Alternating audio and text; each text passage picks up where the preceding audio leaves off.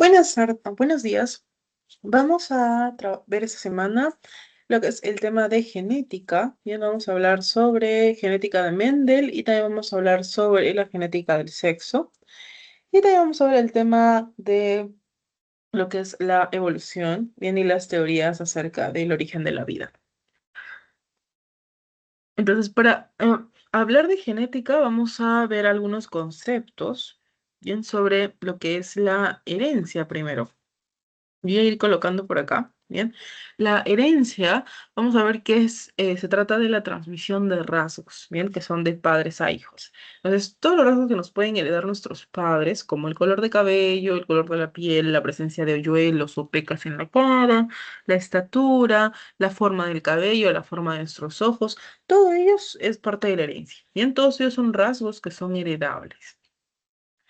Luego tenemos también lo que es el gen. Bien, el gen es un segmento de ADN que va a tener la información para poder generar o formar o sintetizar una proteína. Entonces, de todo el gen, ¿no? De todo, mejor dicho, el ADN, de toda la secuencia de ADN, cada partecita o porción o segmento es un gen, ¿bien? Que tiene información importante. Luego tenemos lo que es el locus. Bien, el locus es el lugar del cromosoma ocupado por un gen. Entonces, el cromosoma ya hemos visto que presenta a lo que es el ADN, que está condensado y que además cada parte, bueno, como hemos visto, el gen es el segmento de ese ADN. Vamos a ver que en el cromosoma hay varios genes, ¿no? Un gen para color de ojos, un gen para color de cabello, etc. Entonces, todos esos genes, el lugar que están dentro de ese cromosoma se llama locus. Luego tenemos también los alelos. Bien, los alelos vienen a ser las variantes que tiene este gen. Bien, entonces normalmente tenemos nosotros dos variantes, bien, por cada alelo. Entonces, o bueno, por cada gen hay dos alelos. Entonces, esos alelos recuerden que unos vienen de mamá, otros vienen de papá. Entonces, siempre los vamos a encontrar en pares. Tenemos entonces los alelos dominantes que los vamos a colocar con letras mayúsculas y tenemos también los alelos recesivos que los vamos a colocar con letras minúsculas. Bien, entonces las características o rasgos dominantes los vamos a poner con cualquier letra del abecedario A, B, C, D, etc., mayúscula. Y luego el recesivo lo vamos a colocar también con las letras del abecedario con letras minúsculas. Luego tenemos también a los genotipos. Bien, los genotipos es el conjunto de alelos. Eso quiere decir entonces que el genotipo, bien, lo vamos a poder dividir en homocigotos y heterocigoto. Entonces, homocigoto quiere decir que ambos alelos, bien, son iguales. Y hetero quiere decir que ambos alelos son distintos. Entonces, cuando nos referimos a homocigoto dominante, nos referimos a que ambos alelos, bien, son dominantes. Homocigoto recesivo, ambos alelos son recesivos. Y el heterocigoto quiere decir que un alelo dominante y un alelo recesivo. Bien, entonces, podemos decir que los genotipos van a ser este conjunto de alelos. Ahora, cada letra que vemos nosotros, o sea, cada alelo representa un carácter o una característica distinta. Nos digamos que A, por ejemplo, es para el color de ojos, B es para el color de cabello, C es para la estatura. Entonces, cada uno de estos alelos representa una característica distinta. Cuando los vemos juntos, bien, quiere decir que estamos hablando de más de una característica. Por ejemplo, aquí heterocigoto, A y B tenemos acá juntos, bien, no por coma, sino están juntos. Entonces, ahí estamos hablando de dos características de un mismo individuo. Mientras a más letras que veamos, se refiere a que estamos hablando de más características o más caracteres. Y tenemos también por último acá lo que es el fenotipo. Bien, el fenotipo es el conjunto de rasgos. Es el conjunto de rasgos. Aquí el fenotipo va a depender, bien, lo que es el genotipo más la influencia del ambiente. Eso quiere decir entonces que el ambiente, bien, o ejerce una presión sobre nuestros caracteres genéticos, lo que se evidencia en el fenotipo. El fenotipo son el conjunto de rasgos que son usualmente observables, bien, no siempre, algunos no, pero usualmente son las características que podemos ver de la persona o del animal, el individuo. Entonces, por ejemplo, si vemos a alguien con ojos verdes, podríamos decir que su fenotipo es este rasgo de ojos verdes, pero su genotipo, bien, sería lo que vemos acá, bien, el conjunto de esos alelos. Entonces sería, por ejemplo, un homocigoto recesivo. Entonces, el fenotipo viene a ser la influencia del ambiente sobre el genotipo. Como les he mencionado, es algo que nosotros podemos observar, es la característica o el rasgo observable. Y recuerden que el ambiente siempre va a ejercer presión sobre el genotipo. Entonces, el ambiente, por ejemplo, de una persona que vive en un lugar donde hace muchísima calor, donde hay muchísimo sol, esta persona, bien que digamos que tiene su color de piel trigueña, si vive en esta zona, su piel se va a comenzar a oscurecer, bien, porque se va a expresar enzimas como la melanina que van a cambiar este color de piel para evitar de que la radiación del sol le haga daño. Entonces, esta persona va a tener una piel más oscura. Sin embargo, si esta persona luego se va a vivir a una zona donde hace muchísimo frío, donde hay menos sol menos horas de sol durante el día, entonces esta persona, su piel va a comenzar a ya no sintetizar melanina. Entonces su piel se va a comenzar a poner más clara o más opaca también. Entonces, aquí el ambiente está jugando un papel importante influenciando el genotipo, ¿no? Para que nosotros podamos observar este fenotipo. Vamos a ver ahora lo que es Mendel y las leyes de la herencia. Bien, Mendel o Gregor Mendel trabajó con lo que es la Pisum sativum, conocida como la arveja. Bien, ha trabajado con 7 rasgos o caracteres de la arveja. Y entonces Mendel quería descubrir, ¿no? Quería saber cómo es que se pueden heredar ciertos caracteres o cómo poder obtener mejor calidad de los vegetales, de las verduras, alimentos que necesitaban en esa época, ya que había una gran cantidad de población y no sé si se podía satisfacer a toda esta población. Entonces, Mendel decía que debía haber alguna forma en la que se pueda predecir que los frutos no sean mejores. Para eso, Mendel estudió, ¿no? esos rasgos de la arveja. Bien, después, años después fue redescubierto el trabajo de Mendel y se le tomó más en consideración, ya que cuando Mendel, ¿no? Mendel mandó los conocimientos de lo que era la herencia, ¿no? Lo que era la genética, no se consideraba que a Mendel todavía estaba como un poco adelantado para su época, ¿no? Se puede decir. Entonces, en esa época la iglesia tenía una gran influencia en la población, ¿no? Entonces Mendel se hizo monje para poder acceder a los libros, poder tener este conocimiento. En esa época de Mendel tampoco se sabía sobre ciertos términos biológicos como lo que es la mitosis, la meiosis o lo que es los rasgos, la transmisión de caracteres, ¿no? Entonces Mendel era el pionero de este tema de genética. Sin embargo, hoy se sabe mucho, mucho más que la época de Mendel, ¿no? Se sabe, por ejemplo, lo que son los cromosomas homólogos. Si recordamos, los cromosomas homólogos, bien lo vimos también la clase pasada cuando hablamos de meiosis, ¿no? Cuando hablamos de meiosis, ¿se acuerdan que ahí ocurría lo que era el crossing over o entrecruzamiento, ¿no? Entonces, los cromosomas homólogos van a venir de papá y de mamá. Esos van a juntarse, van a alinearse de acuerdo a los alelos, a sus genes para que de esa manera puedan heredarse luego a los hijos, ¿no? Entonces tenemos aquí el alelo dominante, homocigoto dominante, bien, los dos alelos dominantes, lo que nos da un homocigoto dominante. Entonces, a esa zona donde está ocupándose se llama el locus, ¿no? Luego tenemos los alelos recesivos y tenemos también al heterocigoto. Entonces, este gen, bien, el producto de gen otorga una característica que puede ser influenciada por el ambiente, dando lugar a un fenotipo. Vemos aquí las características, no rasgos estudiados por Mendel. Como les había mencionado, son 7 en total. Tenemos la forma dominante y la forma recesiva. Por ejemplo, la forma de la semilla lisa, dominante, recesiva, rugosa. Y así con todas estas características, que tienen que ver con la semilla, la vaina, la flor y la altura de la planta. Bien, eso sí, denle una leída para que se puedan acordar ya que en el examen puede ser que les venga alguna de estas características o puede ser que les venga otra característica. Bien, si les vienen estas características, usualmente no te van a mencionar si son dominantes o si son recesivas, pero si te ponen otra característica como la presencia de hoyuelos o la presencia de poder hacer doblar la lengua en U, o tal vez el tener los lóbulos de la oreja pegados, ¿no? Esas características sí te van a decir si son dominantes o recesivas. Veamos entonces aquí las leyes de Mendel. Bien, vamos a ver dos leyes de Mendel. La primera nos habla del cruce de líneas puras, bien que poseen una variación del mismo carácter. Cuando se refiere a líneas puras, estamos hablando de homocigotos, bien, homocigotos. Entonces aquí nos referimos a homocigotos dominante por homocigoto recesivo. Eso vienen a ser las líneas puras. ¿Qué característica estamos viendo aquí? La forma de la semilla. Entonces tenemos dos, liso y rugoso. Liso es dominante y rugoso es recesivo. Recuerden, recesivo con letras minúsculas y dominante con letras mayúsculas.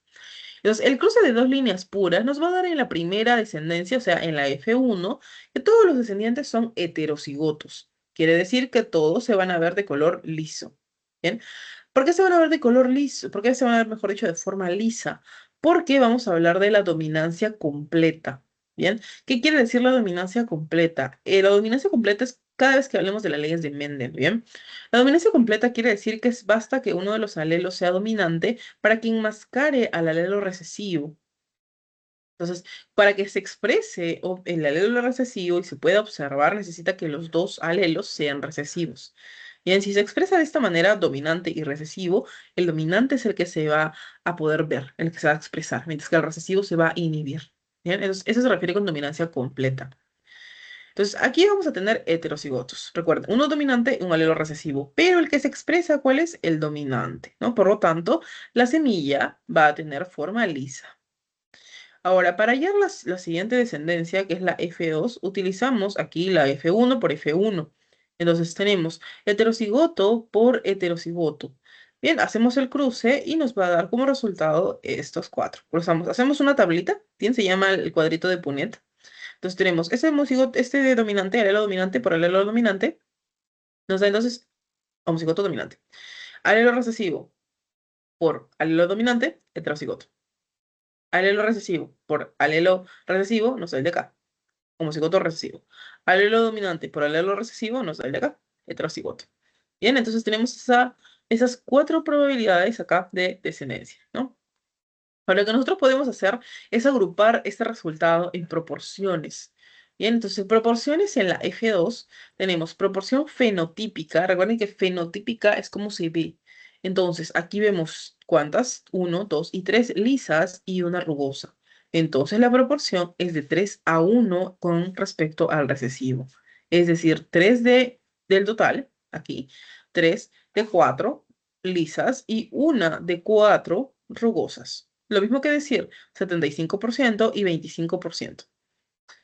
Y luego las proporciones genotípicas. Acuérdate que el genotipo es el conjunto de los alelos. Entonces tenemos aquí un homocigoto dominante, heterocigoto, heterocigoto, es decir, dos heterocigotos y un homocigoto recesivo. Entonces la proporción sería 1, 2 y 1. Bien, 1 de 4, 2 de 4 y 1 de 4.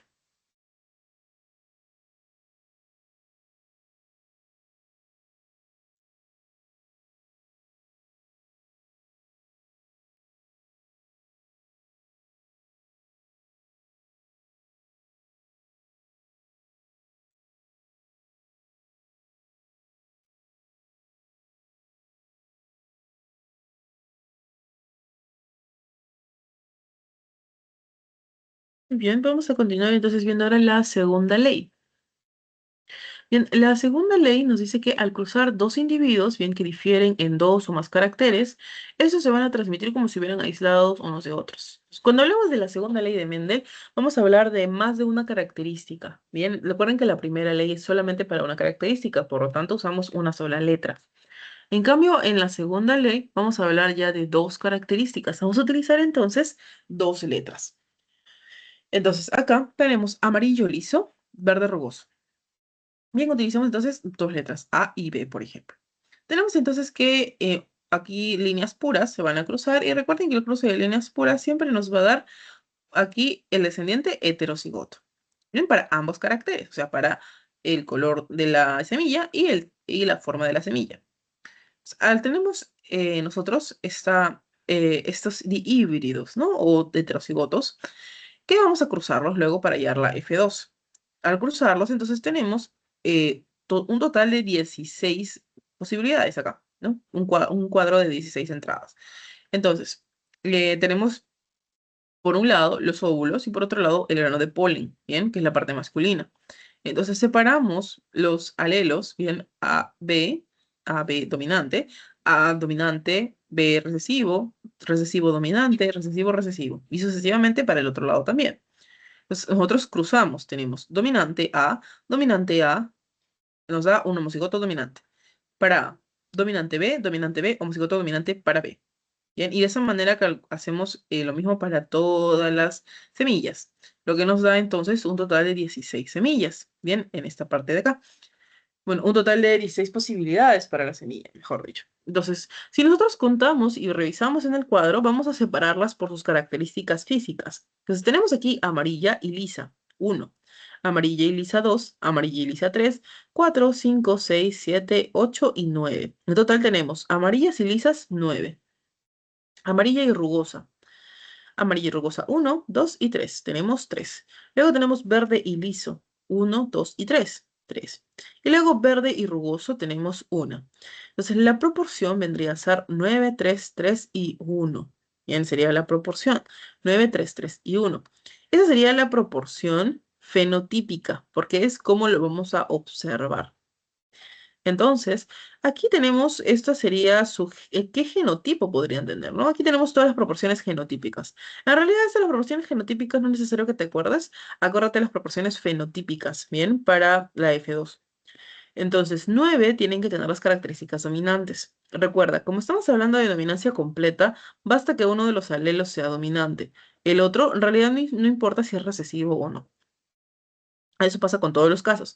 En el último caso, donde sale 1, los dos alelos tienen que ser recesivos, porque recuerda, para que se exprese la característica recesiva, los dos alelos deben ser recesivos. Entonces, esa es la proporción, 9, 3, 3 y 1. Y si te preguntan entonces, digamos aquí, del cruce de dos líneas puras para dos caracteres, en la F2 se van a obtener, digamos que 160 semillas. Bien, digamos que te dicen que en la F2 se obtienen, ay, perdón, este no es, aquí está la pluma, se obtienen 160 semillas, bien, 160 semillas. Te dicen de estas semillas, ¿cuántas van a ser verdes y rugosas? Estas de acá. Usamos entonces nuestras proporciones, ¿no es cierto? En total vamos a tener 16, ¿no? 9 más 3 más 3 más 1, 16. Entonces, todo va a ser 16 por un factor K o por un factor X, ¿no? Una variable.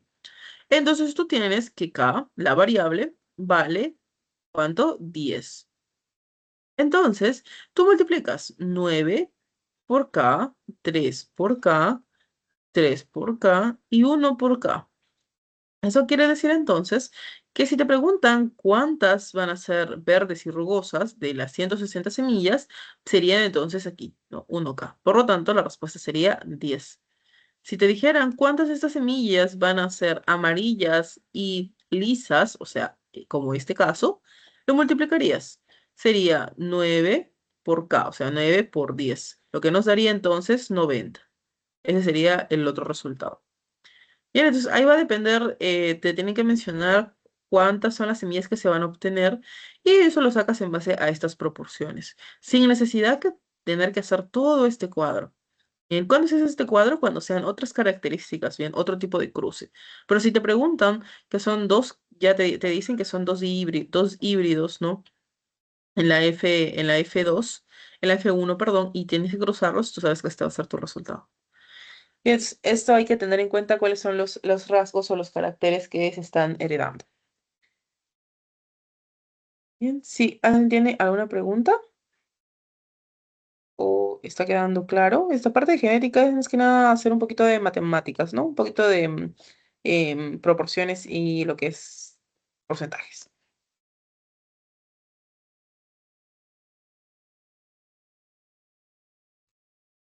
Ok, si no hay preguntas, entonces vamos a ver ahora lo que es el cruzamiento de prueba o el cruce de prueba. Bien, este cruce de prueba se realiza siempre se realiza con un homocigoto recesivo. Bien, el cruce de prueba se realiza para conocer cuál es el genotipo del progenitor, de uno de los progenitores. Por ejemplo, digamos que yo crío cuyes y quiero que todos mis cuyes tengan pelaje marrón. No quiero pelaje claro, quiero pelaje marrón. Entonces, para que eso ocurra, yo tengo que saber cómo cruzar a mis cuyes para que todos mis descendientes salgan con pelaje marrón. Entonces, ahí es importante saber cuál es el genotipo, bien, del cuy que yo voy a cruzar. Porque si no, bien, no se va a poder hacer, no voy a obtener el resultado que quiero. Entonces, para que yo sepa cuál es el genotipo de este cuy, lo voy a cruzar con un homocigoto recesivo. Bien, digamos que en el mejor de los casos mi cuy es homocigoto dominante. Entonces, yo voy a obtener que todos los descendientes, todos los cuyes van a ser de color pelaje que yo quiero, ¿no? Por ejemplo, pelaje oscuro o pelaje negro o pelaje marrón. Pero si mi cuy es heterocigoto, cuando yo lo cruce con un homocigoto recesivo, los descendientes van a hacer 50% del color que espero, negro a marrón, y los otros van a ser de color blanco, el color que yo no deseo. Entonces, para eso me sirve saber cuál es el genotipo. Yo ya sé entonces que este cuy no lo voy a utilizar para los cruces, sino voy a utilizar el otro. De esa manera me garantiza o me asegura que los descendientes van a tener las características que yo estoy buscando. Pues para eso nos sirve el cruce de prueba.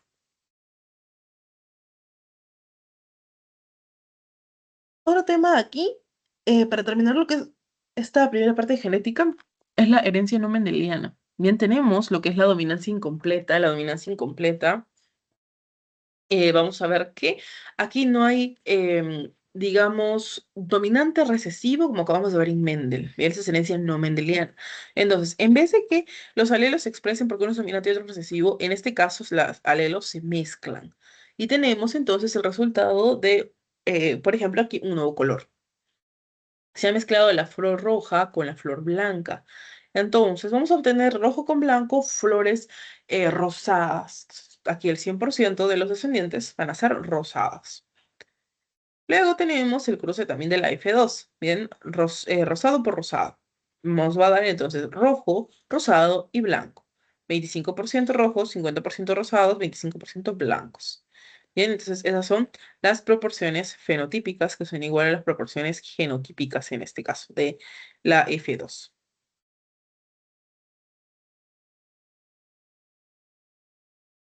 Luego tenemos también lo que es la codominancia. Bien, en la codominancia tenemos el grupo sanguíneo MN. En este grupo sanguíneo vamos a tener entonces la codominancia aquí. Tenemos el grupo sanguíneo M, el grupo sanguíneo L y el grupo sanguíneo MN, donde presentan ambos antígenos y los genotipos son ambos presentan. Entonces, la codominancia quiere decir que ambos alelos se van a presentar. En eso lo podemos ver, por ejemplo, si se cruza aquí una flor roja con una flor blanca, en la codominancia no veríamos flores rosadas, veríamos flores blancas con puntos rojos y flores rojas con puntos blancos. Algo así como cuando ves un gatito que tiene manchas, por ejemplo, un gatito blanco que tiene manchitas negras o un gatito blanco que tiene manchitas marrones y manchitas, manchitas, no sé, naranjas. Entonces, ahí es codominancia. Pero si tú has visto que el gatito negro con el gatito blanco se han cruzado y han tenido un gatito gris, eso es dominancia incompleta. Bien, entonces aquí se mezclan los colores y aquí se presentan ambos caracteres. Eso también lo podemos ver en el sistema sanguíneo de los humanos, bien, que es el sistema sanguíneo ABO. Entonces, aquí vamos a hablar de los alelos en el grupo sanguíneo de la sangre, ¿no? El grupo sanguíneo ABO. Entonces, en el grupo sanguíneo ABO o ABO tenemos la sangre de tipo A, sangre de tipo B, sangre de tipo AB y sangre de tipo O. Entonces, son todos los tipos sanguíneos, ¿no? Ese es el fenotipo o grupo sanguíneo. Luego tenemos el genotipo. Bien, este genotipo aquí en el AB es donde vamos a encontrar la codominancia, porque se van a presentar ambos alelos, A y B. En los otros casos, bien, vamos a ver que en A tenemos el alelo A y aquí tenemos una mezcla. El alelo de A y el alelo recesivo. El alelo recesivo es el del O. O tiene los dos alelos recesivos. Bien, en B ocurre lo mismo. Entonces tenemos, para que se forme A, tenemos dominante de A, o sea, dos alelos de A. Alelo de A y B forma sangre AB. Alelo de A y recesivo forma A. Alelo de B y B forma B. Alelo de B y recesivo forma B. Y los dos alelos recesivos forma O. Ahora, ¿qué también es importante aquí? Vamos a hablar sobre los antígenos, bien, y los anticuerpos. Los antígenos, bien, van a estar en la membrana del eritrocito, bien, y los anticuerpos van a estar en el plasma. Entonces, los antígenos y los anticuerpos tienen que ser lo contrario. porque si son el mismo anticuerpo para el antígeno, va a ocurrir un problema donde tus anticuerpos van a eliminar a tus glóbulos rojos. Entonces, aquí vamos a recordar un poquito de la clase de cuando hablamos del sistema inmune, cuando hablamos de inmunidad. Entonces, recuerden que los anticuerpos iban a reconocer a los patógenos, antígenos u otro microorganismo o organismo que haya entrado a nuestro cuerpo y sea un invasor, para que luego vengan los linfocitos, ¿no? Y lo eliminen a estos patógenos. Entonces, aquí, por eso tenemos, en el grupo sanguíneo de A, tenemos que el antígeno A, pero el anticuerpo tiene que ser de B, bien, tiene que ser lo contrario. Luego tenemos B, el antígeno de B y el anticuerpo tiene que ser de A. En el caso del AB, tiene ambos antígenos, por eso no debe tener ningún anticuerpo, porque si no se reconocería a sí mismo y mataría a sus células. Y en el caso de O, bien, no tiene ningún antígeno, pero tiene ambos anticuerpos. Entonces, teniendo esto en cuenta, podemos clasificar a la sangre como receptor y donador. Entonces, seguro han escuchado que el O es el donador universal de tipo sanguíneo. ¿Y esto por qué se da? ¿Por qué O es el donador universal y no A o B? Como vemos acá, O no tiene ningún antígeno. O sea, si no tiene ningún antígeno, no va a ser reconocido por otro anticuerpo. Por lo tanto, puede ser para A, puede ir para B, puede ir para AB y no va a pasar nada. Sin embargo, por ejemplo, el A no le podría donar a O, porque el O tiene los dos anticuerpos. Entonces, si A le dona a O, el anticuerpo de A, bien, va a eliminar esta sangre, lo que ocurriría como una incompatibilidad. Entonces, por eso es importante saber nuestros tipos de sangre. Si llegas a tener un accidente o por algún momento necesitas que te transfieran sangre, tengan una transfusión o te donen sangre, también es importante saber este tipo de sangre, ¿no? Claramente en el hospital, seguro que todos han pasado por una revisión al momento de nacer. Entonces, siempre ahí nos detectan nuestro tipo sanguíneo, ¿no? Más que nada para estar seguros de que no hay incompatibilidad. Por otro lado, tenemos el AB. El AB, bien, es un receptor universal. Se le dice receptor universal porque, bien, porque va a estar presente ambos antígenos, en ambos alelos, pero no tiene ningún anticuerpo. Eso quiere decir que permite que A, B u O le donen y no va a ser reconocido por ningún anticuerpo. Y entonces, eso también es importante. Pero A B no le puede donar ni a A, ni a B, ni a O, solamente le puede donar a AB mismo. Y entonces, aquí es importante, como les menciono, que sepa su tipo de sangre. Esperemos que no pase, pero si en algún momento tienes un accidente y lastimosamente no es el hospital donde te atiendes y no tienen tu historia clínica, no van a poder saber tu tipo de sangre. Entonces, tú tienes que saber si es que en ese momento te tienen que hacer una transfusión, te tienen que poner sangre, por lo menos decir, no, que ya soy sangre O positivo, soy sangre O negativo, soy sangre AB. ¿No? Entonces, como les digo, el O en realidad puede donar a cualquiera, pero el problema con el O es que no puede recibir de otro tipo de sangre, solamente de O mismo. Entonces, ahí también hay como este tipo de problemas, ¿no? Por eso es importante que sí sepan su tipo sanguíneo, ¿bien? Para cualquier eventualidad, o incluso si es que quieres donarle a otra persona también. Y tenemos también aquí lo que es el factor RH, bien, el grupo sanguíneo RH. Seguro han escuchado, yo soy sangre A positivo, yo soy sangre O negativo, yo soy AB positivo, etcétera. Entonces, el tipo sanguíneo AB-O es el que acabamos de ver. Pero también está el factor RH que nos permite determinar donde vemos el signo positivo o negativo de nuestro tipo sanguíneo. Entonces, en el factor RH bien vamos a ver que el factor positivo es para el dominante, mientras que el factor negativo es para el recesivo. Entonces, por ejemplo, digamos que acá tenemos un padre que es RH positivo y una madre RH positivo. Los dos son heterocigotos. Más menos, más menos. Eso nos da como resultado que los hijos, probablemente, 75% de probabilidad de que el hijo sea RH positivo y 25% de probabilidad de que el hijo sea RH negativo. Bien, entonces, ese es el factor RH que nos determina y acompaña al fenotipo a los grupos sanguíneos, ¿no? Ahora, ¿qué ocurre también? Cuando hay incompatibilidad del factor RH, se forma lo que es la eritroblastosis fetal. Bien, digamos entonces que la mamá es RH negativo, mientras que el bebé, no, el papá era RH positivo. Entonces, el bebé es RH positivo. Ahora, entonces, ¿qué ocurre? Cuando pasa esto, el primer bebé normal, pero cuando hay una mezcla, cuando o sea, hay cuando hay un choque entre entre lo que es el bebé, bien, cuando sacan al bebé, hay siempre una mezcla de sangre entre el bebé y la mamá. Cuando hay esta mezcla, la mamá adquiere los anticuerpos del RH positivo. Entonces, eso hace que hay una incompatibilidad si es que la mamá desea tener otro hijo, bien, si es que los padres desean tener otro bebé. Ahí ocurriría la eritroblastosis fetal. Entonces, el bebé no llega a desarrollarse y hay abortos espontáneos. Hace muchos años era algo que no se conocía, entonces las madres sufrían abortos y pues no podían concebir a a su segundo o tercer hijo. Entonces, aquí bien, ahora existe medicamentos que pueden inhibir ese tema de la eritropoyesis fetal, pero también es importante pues hacerse los chequeos de la madre para saber también si es que los padres tienen incompatibilidad de factor RH o no.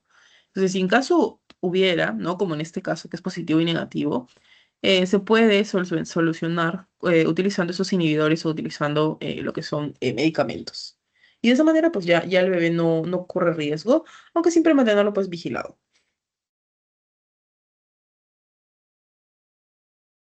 Vamos a ver ahora otro tema, que es la genética del sexo. Bien, aquí vamos a hablar sobre enfermedades, sobre todo, que pueden ser heredadas de los padres a los hijos. Entonces, vamos a ver también aquí un poco de teoría de la parte de cromosomas, ¿bien? Nosotros los humanos tenemos en total 46 cromosomas, que los podemos dividir en 23N o 23 pares. Tenemos entonces 23 de la mamá y 23 del papá. Bien, por eso son 23 pares. Pues acuérdense también de meiosis, venía 23 de mamá, 23 de papá, ¿no? Entonces, del par 1 hacia el par 22 están los cromosomas autosómicos, ¿bien? Mientras que el par número 23 son los cromosomas sexuales. Vamos a ver también que el par número 23 se le dice que es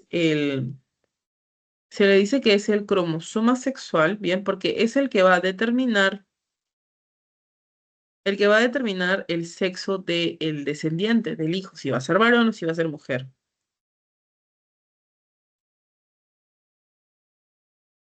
Entonces, tenemos que aquí el cromosoma sexual, bien, 23.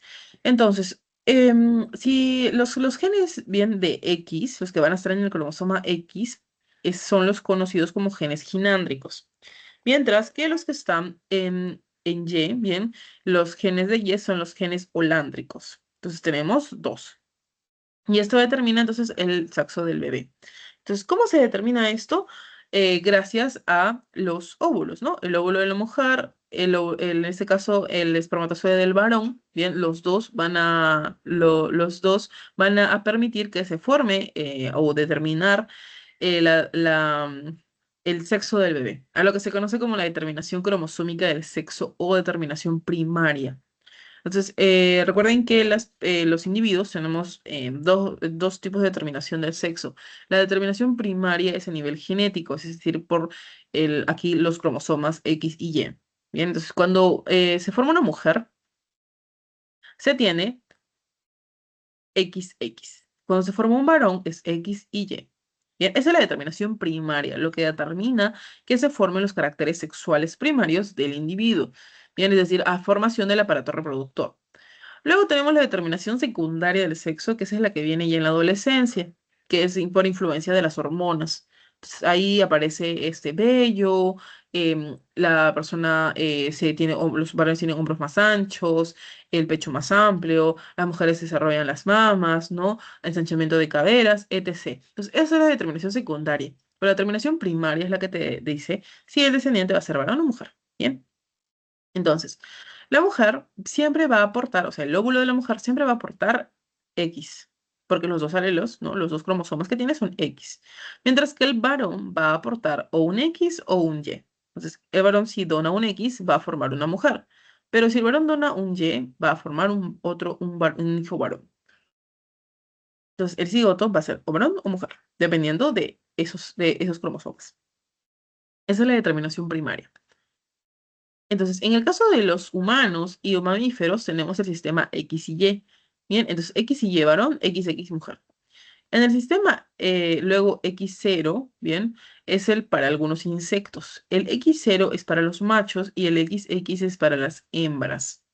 Entonces, aquí, por ejemplo, en el caso de las abejas, las termitas, eh, la, las hormigas también, que van a vivir teniendo ciertas características diferentes, ¿no? En base a sus tareas.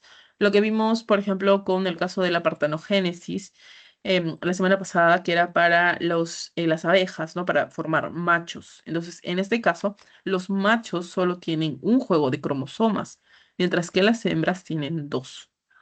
Ese es el factor o sistema X0. Y tenemos también un sistema ZW que es para aves, bien, para aves. Entonces, aquí los machos son ZZ y los hembras son ZW. Bien, diferente, por ejemplo, en el caso de los humanos. Los humanos tienen aquí heterocigotos, bien, los dos cromosomas son diferentes para los varones. En cambio, aquí son iguales. En el caso de las hembras sí se encuentra esta diferencia. Bien, entonces hay que tener eso también en cuenta.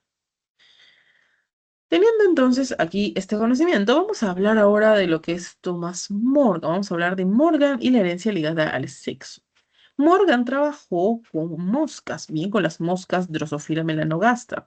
Entonces, él mencionaba que habían patrones que son mutados en las moscas. Uno de los patrones que revisó fueron los ojos blancos. Entonces, él decía que las moscas tenían ojos blancos mutados, mientras que las otras moscas con ojos rojos eran la mosca normal. Para ver cómo se heredaba, bien, porque él habla de la herencia de esos caracteres gracias a los cromosomas sexuales. Bien, es decir, estamos hablando, para hablar de Morgan, estamos hablando del par número 23. Bien, que es cómo se heredan estos cromosomas sexuales con, por ejemplo, que pueden heredar estas mutaciones o alguna enfermedad también. Pues, el primer experimento de Morgan, ¿en qué consistió?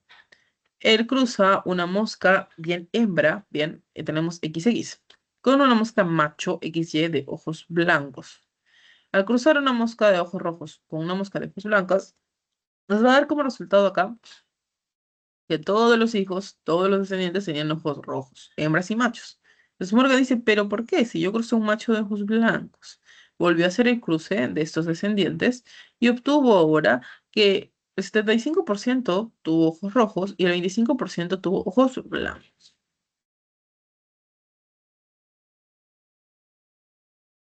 Luego tenemos por acá también el segundo experimento de Thomas Morgan, bien que son los ojos rojos, ojos blancos. Entonces, em, tenemos aquí la mosca macho de ojos rojos con, con la hembra de ojos blancos.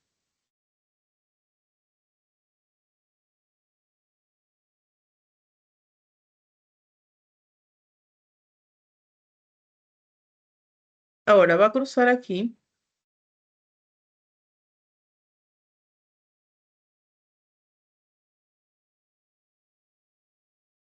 Tenemos entonces aquí el macho de ojos blancos por la hembra de ojos rojos nos va a dar como resultado 50% de ojos blancos y 50% de ojos rojos. Pero aquí nos fijamos en que la mitad, por ejemplo, de los varones, o bueno, de los machos, tiene ojos rojos y la otra mitad tiene ojos blancos.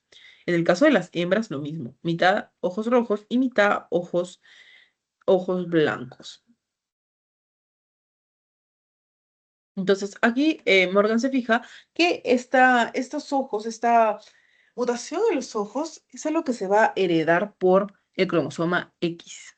Bien, cuando se hereda por el cromosoma X, tanto los machos, los varones, las hembras, las mujeres pueden heredarlo. Pero cuando se hereda por el cromosoma Y, específicamente solo los varones lo van a heredar. Bien, entonces, eso hay que tener en cuenta para hablar de genética del sexo. Entonces, para hablar de la genética del sexo, bien, tenemos aquí lo que es primero la herencia ligada al sexo. Bien, esta es, tenemos aquí que se va a encontrar estos genes en el cromosoma X.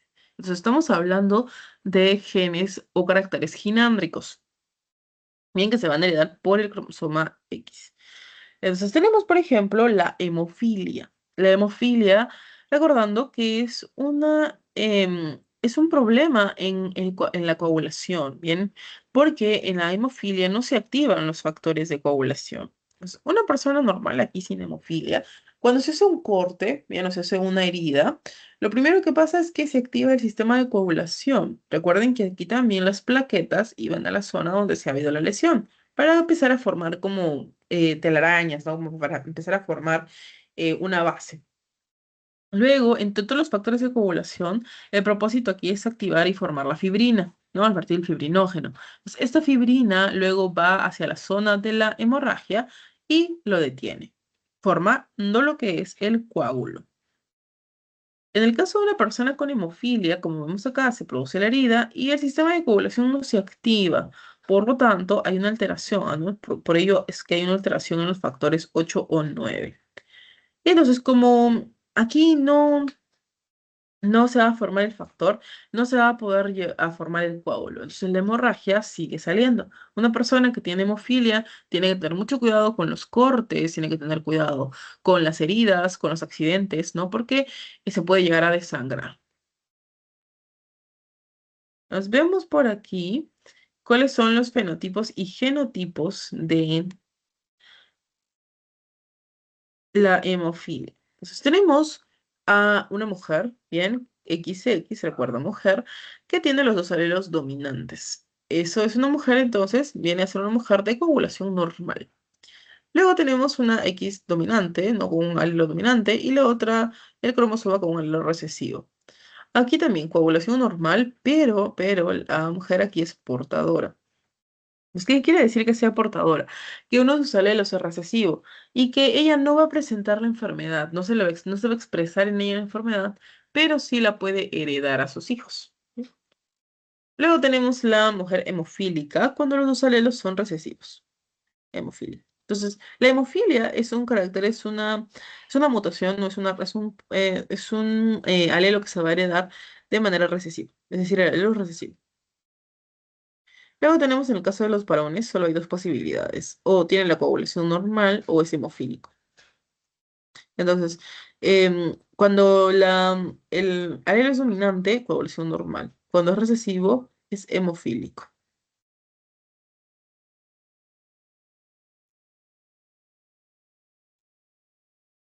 Para aquí podemos ver un ejemplo.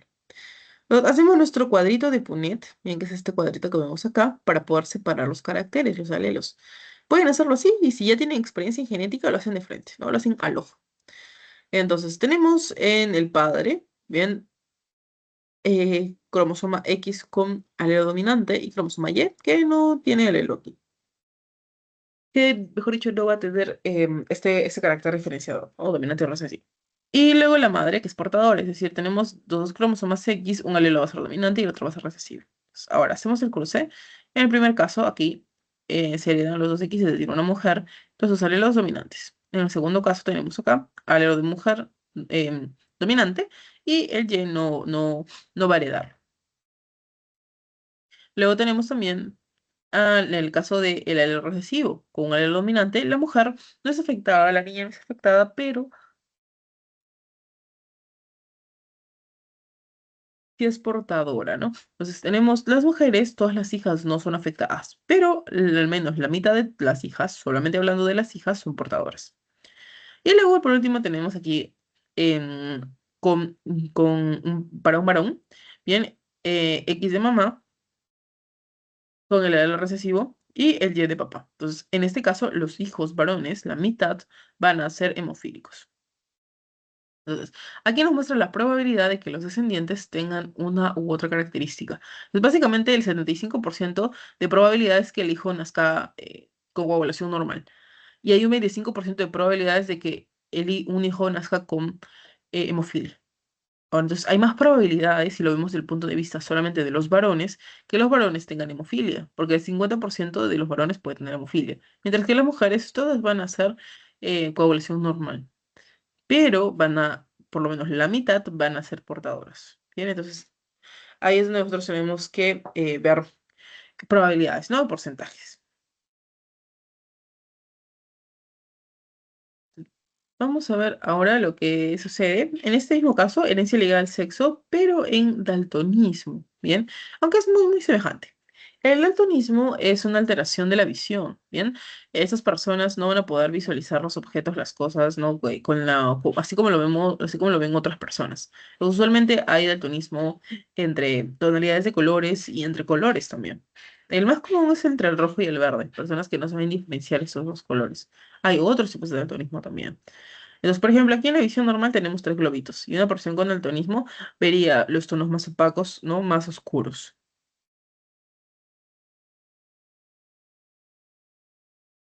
El daltonismo también se va a heredar por lo que es un alelo recesivo. Entonces, vemos aquí cuáles son las posibilidades de los genotipos. Tenemos bien una mujer con los dos alelos dominantes en los cromosomas, entonces una visión normal.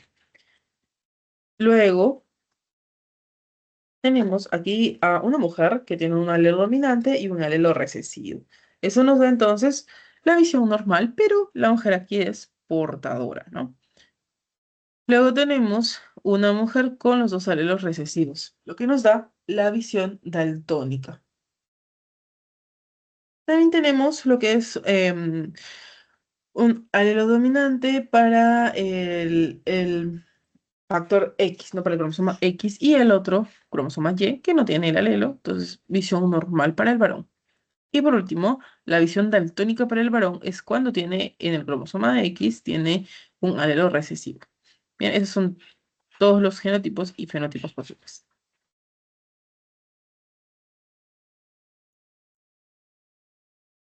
Vemos aquí algunos ejercicios. Tenemos entonces primero, nos dice, si ambos progenitores son daltónicos, todos los hijos e hijas son daltónicos, ¿no? Eso tiene sentido. Entonces, aquí igual desde el cruce, separamos los alelos de mamá, los de papá, cruzamos y todos los hijos nos va a salir 100% daltónicos. Luego tenemos aquí si la madre es daltónica y el padre normal. Bien, todos los hijos varones son daltónicos.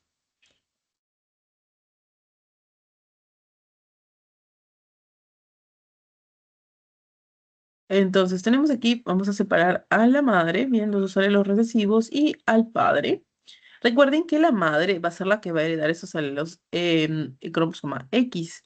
Entonces, para que nazca el hijo varón, es necesario que papá le haya donado el cromosoma Y, pero también es necesario que mamá haya donado el cromosoma X.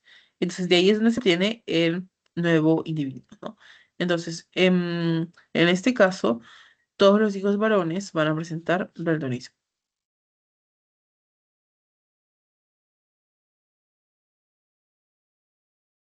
Luego tenemos otro caso, nos dice si la madre es portadora y el padre daltónico. La mitad de los hijos y de las hijas son daltónicos. Y entonces tenemos aquí la mujer portadora, bien, y el padre es daltónico.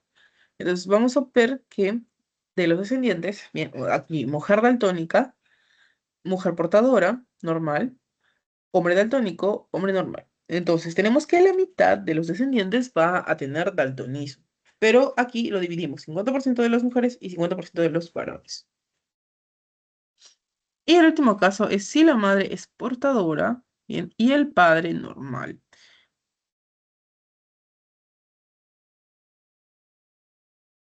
Entonces tenemos aquí madre portadora con padre normal. Aquí la probabilidad de tener hijos con daltonismo es del 25%.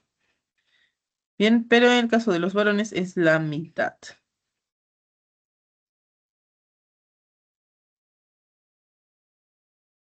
Muy bien. ¿Hay alguna pregunta hasta aquí, chicos? ¿Tal vez quieren cargarse alguna diapo para que puedan tomarle foto, screenshot o anotar algo?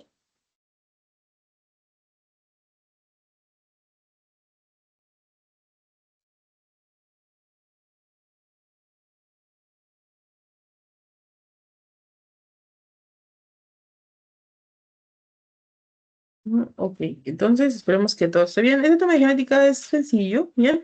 Simplemente que hay que darnos cuenta bien lo que nos pide la pregunta y sobre todo verificar si estamos hablando de herencia ligada al sexo, de herencia influenciada por el sexo o etc.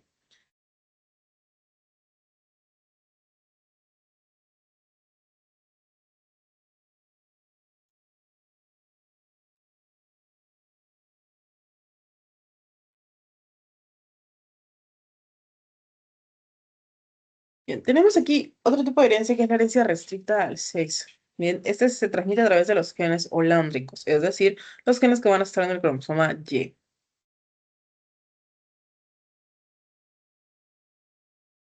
Entonces, ¿qué ocurre en este caso? Vamos a ver que se transmite por línea paterna, es decir, se transmite por los varones. Bien, solamente por los varones.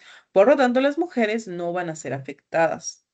Bien, entonces, tenemos, por ejemplo, la hipertricosis. La hipertricosis es un crecimiento excesivo de vello, bien, de pelo en la oreja, en el oído, en todo lo que es el pabellón de la oreja. Entonces, aquí si el papá tiene hipertricosis, el hijo sí o sí va a tener hipertricosis, bien, ok, bueno, siempre y cuando sea su hijo, ¿no? Si ya no es su hijo, ya hay algo raro, no hay hipertricosis, pues, ¿no?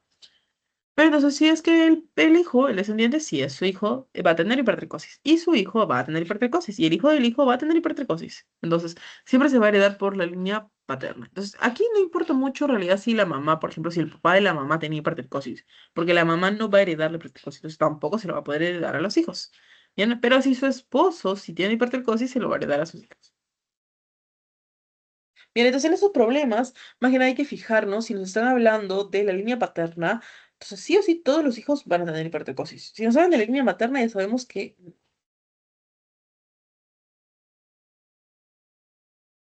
por último, aquí vamos a tener la herencia influenciada por el sexo. Tenemos lo que es la calvicie. Bien, entonces, la calvicie, a diferencia de los anteriores enfermedades que hemos visto, es transmitida por un alelo dominante, bien, mientras que en las otras son los alelos recesivos.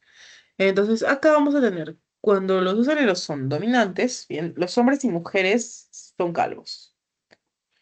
Cuando los dos alelos son recesivos, bien, acá es minúscula, a hombres y mujeres tienen la cabellera normal. Pero cuando son heterocigotos, bien, van a ser solamente los hombres calvos, mientras que las mujeres no. Pues por eso se llama es influenciada por el sexo. En el caso de los varones, la calvicie va a iniciar desde las entradas, bien que tenemos en la frente. Entonces, esa zona, a los varones son un poquito más pronunciada y también va hacia adentro. Y luego también en la parte de la nuca se forma, en los remolinos, se forma un círculo. Entonces, ahí también se va perdiendo pelo. Hasta que no crezca la parte de adelante más la parte de la nuca y toda esa zona se quede sin pelo, ¿no? Solamente a los laterales. Y en el caso de las mujeres, la calvicie empieza desde la zona de la cabeza, ¿no? Desde la zona, em, digamos, central. Y va creciendo hacia los laterales.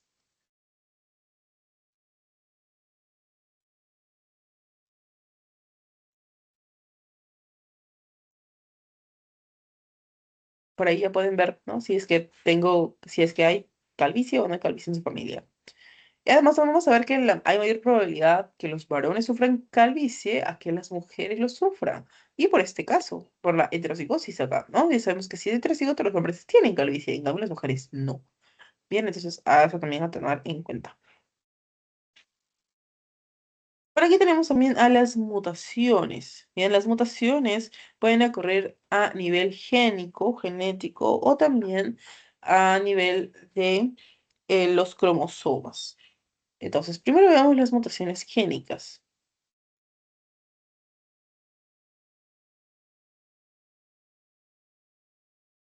Si las mutaciones génicas, vamos a hablar de aquí de la secuencia de ADN. Bien, entonces recuerden que en nuestra secuencia de ADN tenemos aquí nuestro gen, nuestro segmento, bien, van a estar unidos las dos cadenas por las bases nitrogenadas, ¿no? Adenina, timina, citosina, guanina.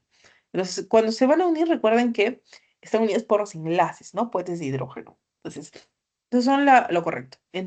Con adenina está timina, con citosina está guanina. Todo chévere. Ahora, el problema está cuando hay una mutación. Cuando hay una mutación se altera. Por ejemplo, aquí estamos alterando la timina y está colocando una guanina. Eso puede ocurrir ya que eso va a formar que la secuencia esté mutada. Para cuando se pase a ARN, no va a estar la secuencia mutada. Cuando se pase luego a proteína, la proteína va a salir mal hecha. Entonces, eso puede ocurrir por diferentes factores. Por ejemplo, uno de los más comunes hoy en día es la radiación solar. Cuando sales de casa sin protector solar, sin bloqueador, sin, por ejemplo, sales con un polo manga corta, vas a ver que vas a sentir mucho calor en la zona de tus brazos, ¿no? Ahí estos brazos están recibiendo un montón de radiación, bien del sol. Entonces, esos rayos, bien del sol, van a alterar también, pueden alterar tus bases nitrogenadas, lo que puede formar posteriormente enfermedades como el cáncer. ¿No? Entonces, eso es algo que se ve hoy en día muy frecuente debido a lo que es el calentamiento global, debido a lo que es el debilitamiento de la capa de ozono. Entonces, hay una mayor incidencia de los rayos UV. Entonces, eso también puede generarse gracias a eso.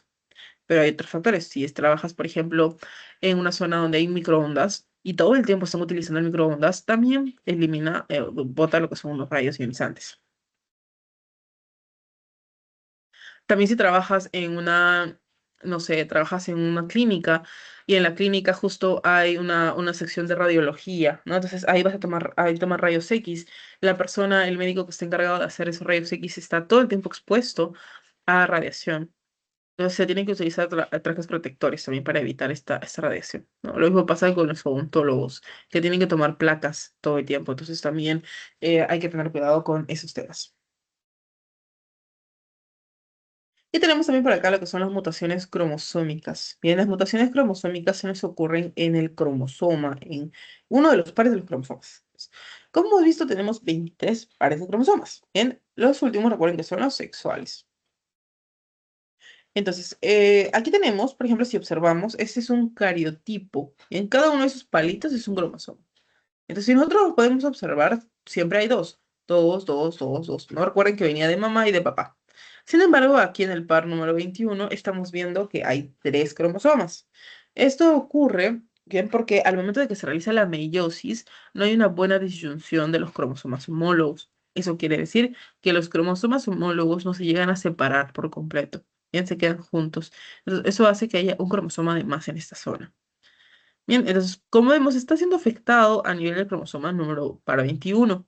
A ello se le conoce como la trisomía 21 o la trisomía del par 21, también conocido como el síndrome de Down. Entonces, que haya este cromosoma de más aquí, formaría lo que es el síndrome de Down. Bien, entonces por eso se dice que es en el par 27. Ahora, cuando hablemos de cómo es cromosómicamente, cómo lo podemos expresar, es gracias al cariotipo. Entonces, cuando tiene un cromosoma de más, se suma, ¿no? Entonces, si nosotros tenemos naturalmente 46 cromosomas y le sumamos este cromosoma, tendríamos ahora 47. Y se trata de una mujer XX. Bien, ¿y dónde está centrado, dónde se encuentra este cromosoma de más? En el par 21. Luego tenemos, en el caso del varón, bien, 47 XY más 21.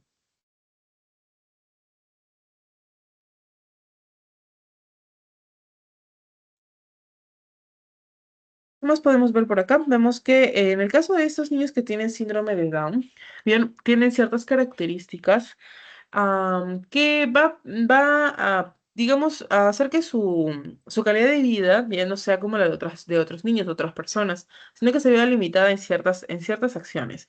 También va a depender mucho del niño, ¿no? Porque si recordamos el síndrome de Down, los niños van a tener un rostro característico, ¿no? Que permite identificarlos, también van a tener una estatura baja, van a también algunos presentar lo que es leve retardo mental o hasta un poco más severo.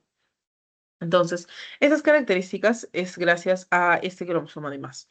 Entonces, en sí, la parte de la genética, lo que es la edición de genes, está estudiando el poder revertir este efecto, el poder hacer de que se elimine este cromosoma o se reduzca o se mueva el cromosoma de más donde no pertenece, porque genera, como les digo, estas variaciones, ¿no? en el fenotipo del individuo. Entonces, lo que se trata de hacer aquí es editarlo genéticamente y evitar que el niño nazca con esos problemas. Aunque también se está revisando si es que al sacarlo no hay otro problema en los genes del individuo, ¿no? Porque a pesar de que haya tres cromosomas aquí y a pesar de que el niño con síndrome de Down nazca con unas características distintas, hay cromosomas que si, por ejemplo, hay uno de más en otro lado, como en el cromosoma, no sé, 14, en el cromosoma 17, no permite que se forme la vida. Entonces, usualmente los niños que tienen más cromosomas en esos pares mueren. ¿no? Entonces, sin embargo, en el par 21 sí logra nacer el niño, pero pues con estas diferencias. Vamos a ver entonces ahora algunas mutaciones bien cromosómicas. Tenemos entonces lo que es el síndrome de Turner. Bien, el síndrome de Turner es solamente para mujeres.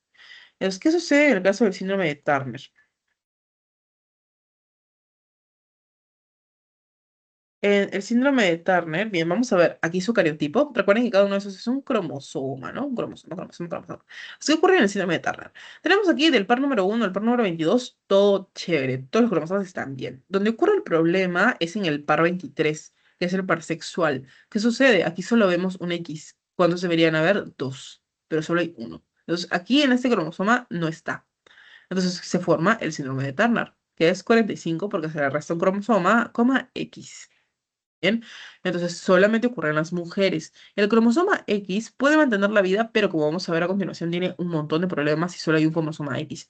Pero el cromosoma Y no puede formar la vida por sí mismo. Entonces, ¿una persona puede nacer con un solo cromosoma X? Sí, pero con varias dificultades.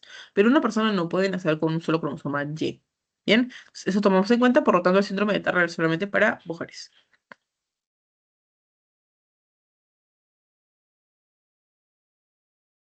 Tenemos entonces aquí las características como la talla baja, bien, son niñas con talla baja, son niñas que tienen infantilismo sexual. ¿Qué es un infantilismo sexual? Cuando las mamas se desarrollan poco. Puede ser una persona que tenga 30 años, pero no tiene desarrolladas las mamas y también tiene disgenesia gonadal. Quiere decir que los ovarios o están ausentes o son muy pequeñitos. Por lo tanto, esta mujer no va a quedar embarazada. También tiene ausencia de menstruación. Luego que más vamos a ver que tiene el tórax ancho con las areolas, ¿no? Que son de las mamas, están separadas. También presenta lo que son las uñas displásicas, las petacarpianos cortos. También presenta lo que es el cuello corto. Su cuello corto tiene bastantes pliegues también de la piel. También vamos a ver que tiene deformaciones en el codo y que presenta lunares, los lunares de Venus, que son lunares distribuidos por el cuerpo, bien una gran cantidad de lunares.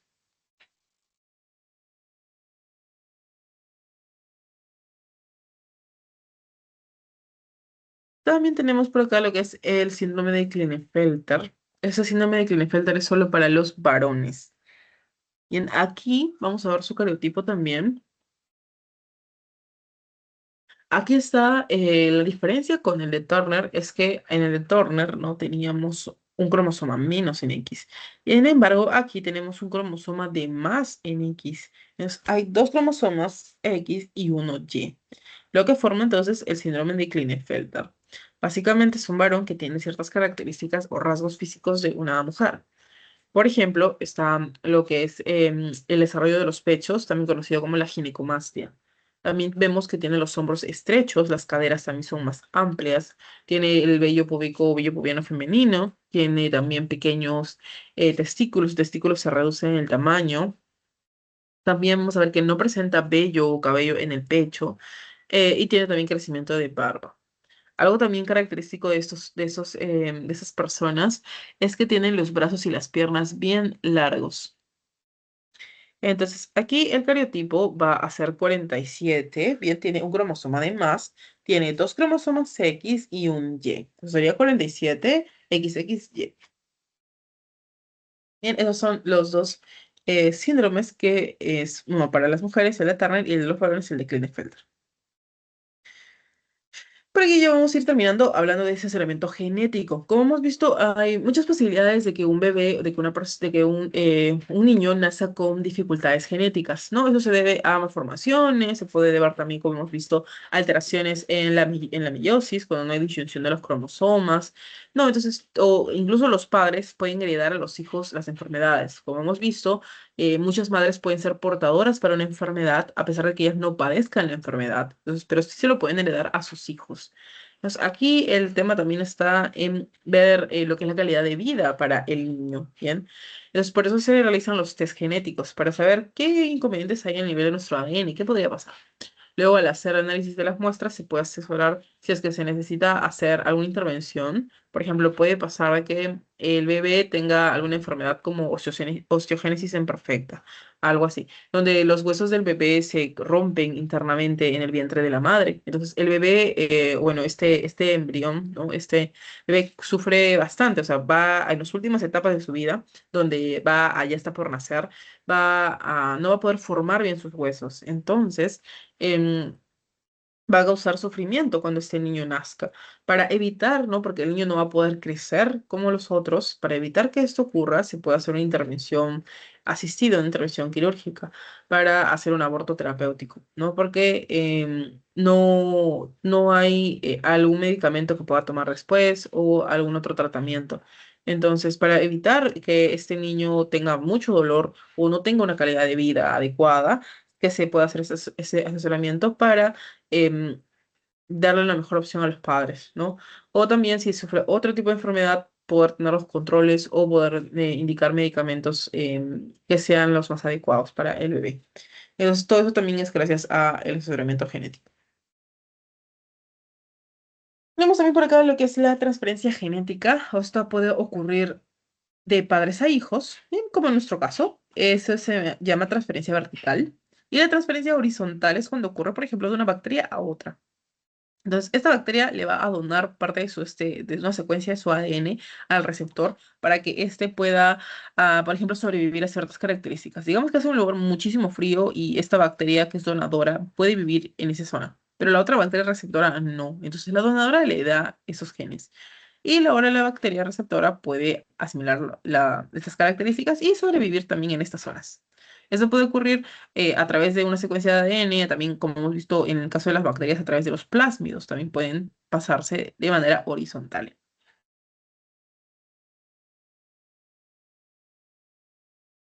Ya por último, aquí tenemos los organismos genéticamente modificados. Esos organismos genéticamente modificados se hacen para poder mejorar la calidad de vida de las personas, ¿no? Usualmente lo vamos a ver que se trabaja con plantas. Entonces, tenemos aquí un ejemplo. Digamos que hay una bacteria que vive en una zona altandina o una zona alta donde hay una nevada, donde hay nevadas y donde hay mucho frío. Entonces, esta bacteria tiene ciertos genes que le permiten sobrevivir a esas temperaturas. Entonces, ¿qué se hace en los organismos genéticamente modificados? Se va a colocar un fragmento de otra bacteria, bien, se va a multiplicar este factor genético de la bacteria y luego se van a fijar en unas micropartículas, bien, de metal. Luego, estos se van a colectar, se van a proyectar sobre las células vegetales. Ahora, ¿qué van a hacer las células vegetales? Van a obtener las características de la bacteria, es decir, estas plantitas van a poder crecer en las zonas donde hace muchísimo frío. De esa manera se lleva alimentos, se permite crecer esos vegetales en otras zonas, ¿no? Entonces, para eso sirven los organismos genéticamente modificados. Se buscan ciertas características que permitan que estos alimentos sean mucho mejor, tengan mejor resistencia. Se suele utilizar mucho por las plagas también, ¿no? Hay muchas plagas a nivel de la agricultura que van a dañar los cultivos. Entonces, para evitar eso, es que se puede utilizar este tipo de organismos genéticamente modificados, para que tengan resistencia. Entonces, no es malo comer un organismo genéticamente modificado, ¿ah? Simplemente que tiene características, digamos, que permiten la mejor supervivencia y la adaptación de este de este organismo o también a esta planta, ¿no? Entonces, para eso se utiliza. Bien, por último, aquí tenemos los principios de la bioética. Son cuatro principios. La autonomía consiste en que cada uno es libre de poder elegir y tomar decisiones sobre sí mismo. La beneficencia quiere decir que debemos actuar siempre con el bien. La no maleficencia quiere decir que no hay que hacer daño intencionalmente a otras personas. Bien, por ejemplo, si vas al médico y el médico te dice, no, o sea, tú vas al médico por un dolor ahí en el estómago. Tal vez justo estás empezando gastritis y te puedes tomar algún medicamento, puedes seguir algún tratamiento y poder revertir esto de la gastritis. Pero el doctor te dice, no, ¿sabes qué? Tienes cáncer. Tienes que tomar tal medicamento que te cuesta cada pastilla 100 soles. Tienes que tomar todas las mañanas. Eso lo hace para el ganar más dinero, para obtener un beneficio haciéndole el mal a otra persona. Está mintiendo, está faltando contra su código de ética, ¿no? Del médico para poder ganar más dinero. O puedes someterte incluso a un tratamiento que no necesitas solamente por obtener más ganancias. Entonces, eso es ir en contra de la no maleficencia. Y la justicia es siempre actuar con el bien, bien, ante los demás, ante todos. Entonces, siempre tienes que, en el caso de un médico, por ejemplo, veamos, digamos que ha habido un accidente y el médico no puede elegir, yo voy a tratar a este porque es mi amigo, yo voy a tratar a este porque es mi familiar, yo voy a tratar porque es el amigo de mi amigo, yo voy a tratar a este porque es buena persona, a este no porque es una mala persona que ha malversado fondos, que ha hecho daño a los demás, etc. Algo así. Entonces, en ese caso se tiene que atender por prioridades, ¿no? ¿Quién es el que necesita la atención más urgente porque su vida corre peligro y quién no? Entonces, la justicia permite, digamos aquí, disminuir las brechas de la desigualdad. Bien, entonces, esos son los cuatro principios de la bioética.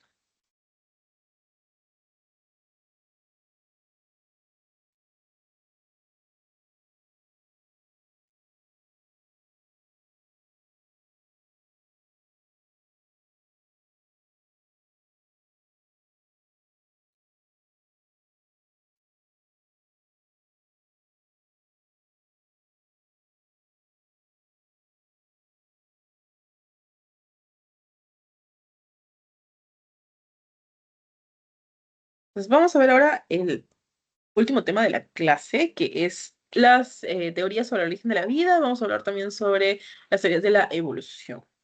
Bien, entonces aquí hay ciertas personas, ¿no? Ciertos científicos, estudiosos, que se preguntaron cómo es que surgió la vida, ¿no? Vimos que hace un rato hablamos sobre la genética. Varios de ellos, como Morgan o como Mendel, se preguntaron cómo se heredaban los genes, cómo se heredaban los caracteres. Ahora, hay otros que se preguntaron cómo se origina la vida. ¿Se origina en la Tierra? ¿Vino de afuera? ¿Qué es lo que pasó? Entonces, tenemos primero la teoría de la generación espontánea, ¿bien? Que es la abiogénesis. ¿Qué nos dice la teoría de generación espontánea? Aquí Aristóteles em, se iba por ahí por las zonas de los lagos, a los ríos, a pensar, a reflexionar, a sentarse al costado del árbol y a ver qué sucedía. No, entonces, este gran pensador menciona, dice que la vida surge de la materia inanimada o de sustancias que se están pudriendo. Entonces, el Aristóteles fue quien que habla sobre esa teoría de la generación espontánea. Él mencionaba que veía que los troncos que se estaban pudriendo se caían al agua y que a partir de ellos salían al rato unos cocodrilos. Entonces él dijo, ah, entonces el árbol se convirtió en el cocodrilo. Luego veía gorgojos en los sacos de arroz. Ah, esos arroces se convirtieron en gorgojos. Los roedores estuvieron también ahí, se convirtieron, las papas se convirtieron en roedores. Esos alimentos se convirtieron, que estaban pudridos, se convirtieron en tal animal. Entonces, Aristóteles menciona que existe un soplo de vida, ¿bien? Un soplo de vida a un ser divino que le otorga la vida a los objetos inanimados. En esa época fue muy apoyado, claramente, porque había bastante influencia también de la iglesia y se mencionaba de un ser divino. Bien, sin embargo, tiempo después aparecieron otros científicos que dijeron, oh, bueno, Aristóteles, ¿qué te fumaste? Estás loco, le dijeron a Aristóteles. No, porque ¿cómo va a surgir la vida de la nada? ¿No? Decían, la vida tiene que surgir de vida preexistente, ¿no? Que ha formado una nueva vida a través de huevos, a través del nacimiento de una nueva cría. Es- Surge aquí lo que es el experimento de Francisco Redi. Entonces, Redi, ¿qué hace? Pone tres frascos, bien, y deja un trozo de carne en cada frasco. El primer frasco lo pone sin sellar. El segundo frasco lo sella, lo tapa y el tercer frasco lo cubre con una gasa. Entonces, en el primer frasco que está abierto, se da cuenta que las moscas entran y depositan sus huevos, dejan sus huevos, los cuales luego forman larvas y forman la vida. En el otro frasco que está sellado, las moscas ni se acercan porque no huelen la carne. Y en el otro frasco que está cubierto con gasa, las moscas huelen la carne, pero los huevos no llegan a ingresar. Entonces, Francisco Redi dice que la vida no surge de la nada, sino que surge a partir de que las mosquitas o microorganismos han dejado huevos, han dejado descendencia, están pudriendo la zona, etcétera. Entonces, él menciona eso. A lo cual le dijeron, no, estás equivocado. Porque si tú no dejas el frasco abierto, bien, ¿cómo va a ingresar el soplo de vida? Le dijeron. Entonces, tiene que estar el frasco abierto, porque si no, este ente divino no puede ingresar a formar la vida. Entonces, tu experimento no tiene sentido, le dijeron. Y continuaron con la creencia de que mencionó Aristóteles. Después de Redi, bien, viene ahora lo que es Lázaro Spallanzani, lo cual para ahí le sucedió similar. Bien, el Lázaro Spallanzani trabajó con matraces, bien, esos son los matraces y con caldos de cultivo. Él hirvió los caldos de cultivo y tapó uno, el otro lo dejó abierto. El que lo dejó abierto entraban todos los microorganismos, el polvo adentro del caldo de cultivo y lo pudrían. Por otro lado, el frasco cerrado, no entraba nada, entonces no se malograba. Igual, le dijeron, tu frasco está cerrado, no puede entrar el soplo de vida, dijeron a Spallanzani. Y por lo tanto, refutado. Por último, vino el experimento de Luis Pasteur. Luis Pasteur vio lo que había pasado antes, también utilizó caldos de cultivo y en este caso lo que hizo es que su matraz que utilizaba lo dobló, hizo que se formara una curvatura, llamándose matraz cuello de cisne. Entonces, ¿qué ocurre en este matraz? Vamos a ver que no lo tapa, lo deja abierto. Los microbios, el polvo se queda retenido en las curvaturas del matraz, lo que hace que entonces permanezca sin microbios el caldo. Sin embargo, si el frasco bien o el matraz lo inclina, hace que la curvatura se pierda. Por lo tanto, los microorganismos pueden pasar y contaminar el caldo de cultivo. Entonces, de esa manera es como Pasteur demuestra que la teoría de Aristóteles es incorrecta. Bien, que no es que existe ese soplo de vida que menciona. Y de esa manera es como finalmente se refuta la teoría y Luis Pasteur queda como el científico pues que ha hecho que esa teoría ya sea inválida, ¿no? Demostrándolo mediante experimentos. Pero Luis Pasteur solamente demostró que la teoría es más falsa, pero no propuso otra teoría. Después de que pasó todo esto, se quedó un vacío porque no se sabía a fin de cuentas cuál era la explicación, ¿no? De dónde se originaba la vida. Entonces vinieron otros científicos a intentar responder esta pregunta.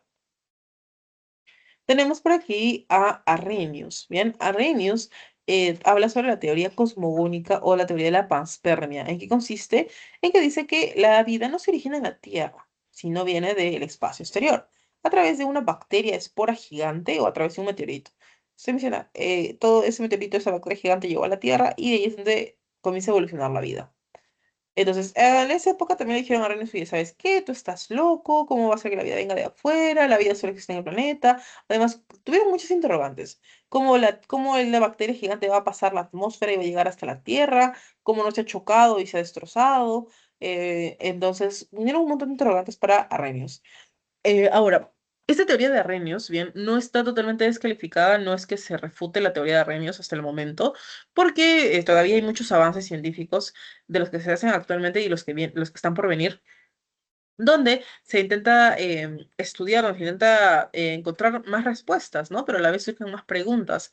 Entonces, Arrhenius intentó responder algunas preguntas diciendo, por ejemplo, que esta espora gigante pudo atravesar las capas de la Tierra porque la atmósfera en ese entonces era primitiva. Eso quiere decir que no es como la que conocemos ahora. ¿No? Entonces, la bacteria gigante, la espora, pudo atravesarlo y llegar hacia la zona del agua en la zona del mar o el agua venía a ser como una amortiguación, ¿no? Un amortiguamiento para esta espora o meteorito, que luego a partir de ahí es donde la vida comenzó a evolucionar. Luego también se menciona que hoy en día se conoce muchos microorganismos y muchos organismos que son capaces de resistir a estas condiciones, como las bacterias. Las bacterias bien forman esporas y son capaces de resistir a condiciones climáticas desfavorables, permitiendo entonces que el ADN se mantenga intacto para que cuando sea un momento adecuado pueda volver a formarse la bacteria. Y también seguro han escuchado sobre los ositos de agua o los tardígrados, que también son muy resistentes. Y entonces cada vez se va descubriendo nuevas formas de vida que son capaces de resistir a esas condiciones. Entonces la teoría de Arrhenius no está descalificada, bien, pero todavía falta responder varias interrogantes. Luego vino la teoría quimiosintética, o también llamada la teoría de la evolución química. Bien, esa teoría la propuso Oparin. Bien, Alexander Oparin era un bioquímico. Entonces, ¿qué hizo Oparin? Oparin menciona de que la vida bien va a surgir de algo simple, que son las moléculas, bien, las moléculas inorgánicas. Menciona que en esa época, bien, hace muchísimo tiempo, la Tierra tenía un ambiente muy hostil. Había muchos gases en la atmósfera, habían descargas eléctricas con los rayos, los volcanes hacían erupción y que esas moléculas inorgánicas como el metano, el vapor de agua, bien, todas estas moléculas en algún momento comenzaban a chocarse entre sí, bien, por azar. así como si estás jugando dados y en algún momento te sale, no sé, un 1 y un 6, las moléculas comenzaron a chocar gracias a estas descargas. Entonces, en algún momento de tanto comenzar a moverse, a chocar entre sí, las moléculas se juntaron y formaron un complejo estable, conformaron una forma estable entre las dos, que fue formando las moléculas orgánicas. Entonces, él menciona que estas moléculas orgánicas también hicieron lo mismo, se estuvieron chocando entre sí, hasta que en algún momento, por azar, es que las moléculas formaron complejos, se formaron, juntaron y se formaron otros compuestos, que son más complejos. Entonces, de esa manera se fue formando lo que son las células primitivas, ¿bien? O lo que se conoce como el coacervado o el caldo primigenio, que eso forma luego las células que van a ser más complejas, ¿bien? Y las células luego que conocemos como vegetal y animal, ¿no? Por ejemplo. Entonces, es lo que menciona Oparín. Ahora, ¿cuál es el tema con Oparín? Aquí, si bien es cierto, la teoría está bien fundamentada, pero todo es a nivel teórico. Bien, Oparín no hizo ningún experimento, Oparín no pudo demostrar su teoría, simplemente fue algo teórico de lo que él sabía por lo que había estudiado. Entonces, él tiene una buena base científica porque se demuestra de cómo algo simple se ha ido juntando y formando algo complejo. Bien, tiempo después, los estudiantes de Oparín, que son Milley y Urey, intentaron probar esta teoría. Entonces, para ello, recrearon este experimento, ¿bien? En un matraz grande pusieron estas moléculas y pusieron descargas eléctricas para simular los relámpagos que había en esa época, ¿no? Entonces, de esa manera vieron cómo con el tiempo las moléculas inorgánicas se juntaron y formaron compuestos más complejos, como moléculas orgánicas. Y de esa manera, pues queda demostrada esta primera parte de la investigación de París. Sin embargo, la siguiente etapa, donde ya se forman las células, lo que es el conservado y lo demás, no se pudo probar, porque se necesita muchísimo tiempo para que es poder simular esta adaptación. Entonces, como no se puede realizar, es que solamente se ha probado la primera parte. Bien, pero como les digo, eso fue por parte de Milley y Urey, porque como tal la teoría de Oparín solamente fue teórica. Pero eso es bastante aceptado hoy en día también, debido a este sustento científico. Pero bueno, las teorías sabemos que se pueden refutar y pueden cambiarse en cualquier momento, cada vez que aparezca mayor conocimiento científico.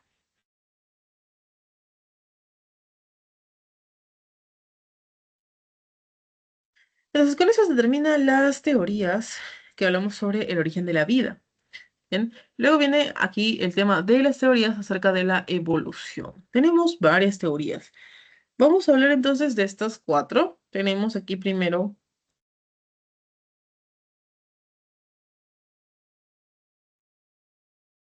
la teoría de Lamarck, llamada la herencia de los caracteres adquiridos.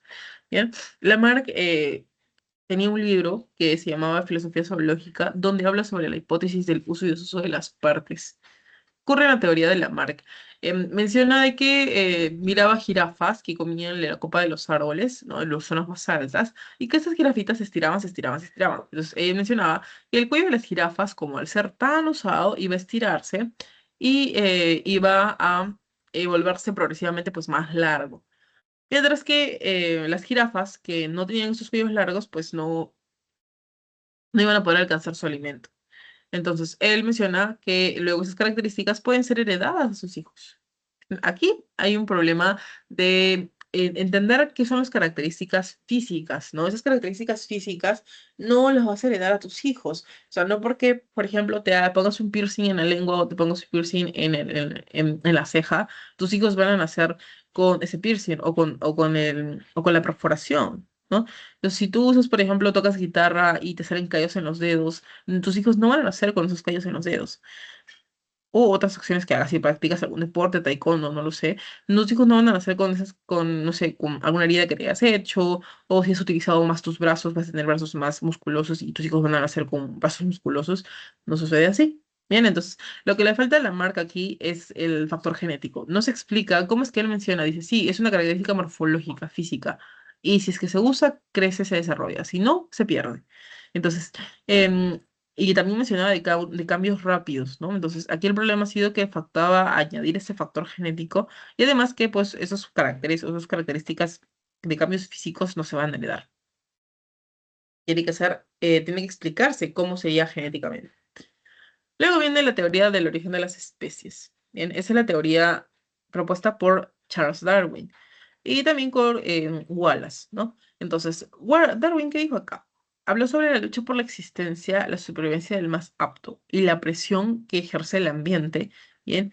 La presión ambiental para la supervivencia del individuo, ¿no? Lo que se conoce como la selección natural. Entonces, Darwin habla sobre el origen de las especies por selección natural. ¿Cómo es que Darwin se dio cuenta de esto? Darwin fue viajando por el mundo, ¿no? Hasta que llegó a una zona que es la isla de los Galápagos, viendo las Islas Galápagos. Ahí al llegar se dio cuenta que habían varias aves, y que estas aves tenían características diferentes, ¿no? En la forma de su pico. Sus picos eran distintos, habían picos que estaban diseñados para poder atrapar insectos, hay picos que estaban diseñados para poder comer semillas, otros para comer hojas, para comer frutas, etc. Entonces, él se dio cuenta que estos picos y esta diferencia entre ellos ha surgido también por adaptación, por presión del ambiente. Por ejemplo, no conviene que varios organismos, digamos, todos estos aves, coman lo mismo, porque su presa, su alimento va a escasear en algún momento. Entonces, estos individuos se van a morir. Entonces, es importante que aquí cada uno tenga diferentes acciones o coma diferente, no tenga diferentes opciones y de esa manera hay un mejor balance. Entonces, él habló sobre eso, que la selección natural ejerce una presión sobre el individuo. Y si ese individuo se adapta, prevalece. Si el individuo no se adapta, muere. Entonces, él siempre habla sobre la supervivencia del más apto. ¿Bien? Y el más apto no es el que es más rápido, no es el que es más grande, no es el que es más astuto, ¿bien? Sino es el que tiene mejores características y cualidades para adaptarse. Entonces, aquí Darwin, también su teoría fue, digamos, pionera, bien, fue base para el resto de teorías que vienen después, porque toma el punto muy importante que es la selección natural. Las teorías ahora se basan mucho en la selección natural. Eso es lo que ocurre todo el tiempo por presión del ambiente. Pero también en la teoría de Aristóteles, perdón, en la teoría de Darwin, faltó algo, faltó también el factor genético, porque si bien explica que solo sobrevive el más apto, ya, pero que le herede esos caracteres a sus hijos, ¿cómo los hereda? ¿Qué sucede? Pues eso le faltó explicar, ese pedacito, que luego pues ha sido solucionado. Después de Darwin viene la teoría de las mutaciones, que es por Hugo de Bryce.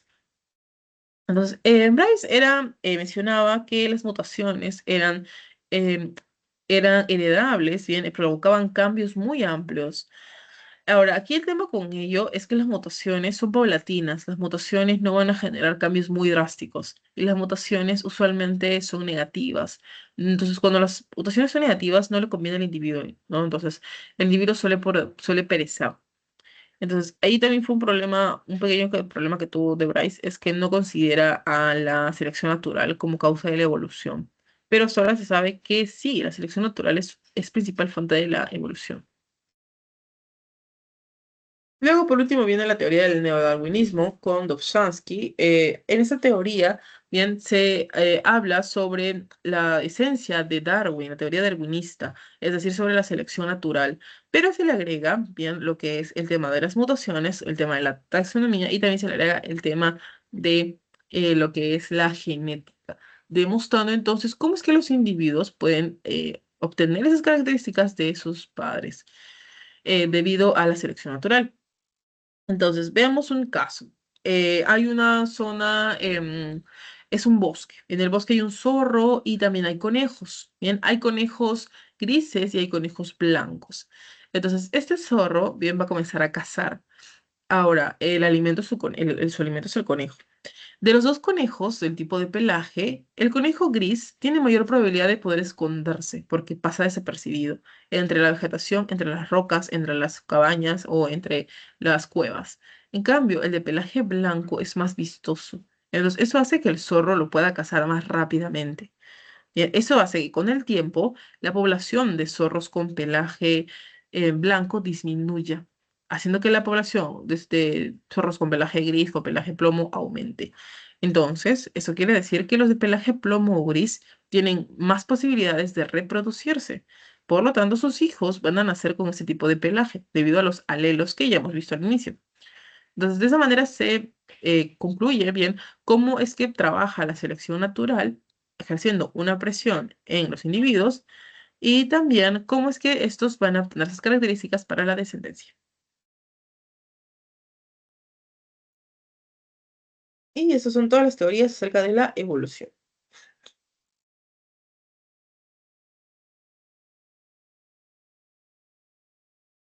Luego también tenemos las evidencias de la evolución. Bien, por ejemplo, la paleontología. La paleontología va a estudiar todos los restos antiguos, ¿no? Por ejemplo, lo que es los restos fósiles, para poder generar la datación, para poder ayudar a determinar hace cuánto tiempo vivieron, ¿no? Para eso utilizan la técnica del carbono 14. Luego tenemos también la anatomía comparada, por acá. Ya tenemos los órganos análogos y los órganos homólogos, ¿no? Los órganos análogos, bien, vamos a ver, tenemos dos individuos acá. Uno que es un organismo que es invertebrado y el otro es vertebrado. Entonces, de por sí ya sabemos que su estructura es diferente. Sin embargo, esas dos estructuras, como las patas que tienen, las patas delanteras, ambas le van a servir para cavar. Ambas sirven para cavar. Sin embargo, son de estructuras diferentes. Bien, esos son los órganos análogos. Los órganos homólogos son los que tienen una función diferente, pero la estructura anatómica es semejante o es la misma. Entonces tenemos a un delfín y a un murciélago. Los dos tienen estructura ósea. Mientras que el delfín tiene aleta para nadar, el mamífero, el murciélago, tiene una ala para poder volar. Entonces, aquí la estructura es igual, pero la función es diferente. Tenemos también por aquí la embriología comparada. Aquí te permite comparar los estadios embrionarios de los individuos. Bien, como por ejemplo nosotros vemos aquí al principio, al inicio, los embriones son muy semejantes. En todos somos muy semejantes. Incluso los humanos teníamos cola, ¿no? Teníamos cola ahí. Entonces ahí vamos a ver que hay varios genes que se van a activar, desactivar para formar finalmente el humano. Pero seguimos teniendo colita. Hay humanos incluso que nacen con cola, ¿no? Debido a alteraciones genéticas. Entonces vamos a ver que al inicio todos los embriones éramos muy iguales, pero después con el tiempo, los estadios, las semanas, vamos a diferenciarnos. Por ejemplo, el pez es muy diferente a nosotros, la salamandra también es muy diferente a nosotros, pero otros animales como los conejos o los cerditos son un poco más parecidos a nosotros. Eso es la embriología comparada. Tenemos también la bioquímica comparada, donde se van a comparar secuencias de aminoácidos, secuencias de biomoléculas entre diferentes individuos.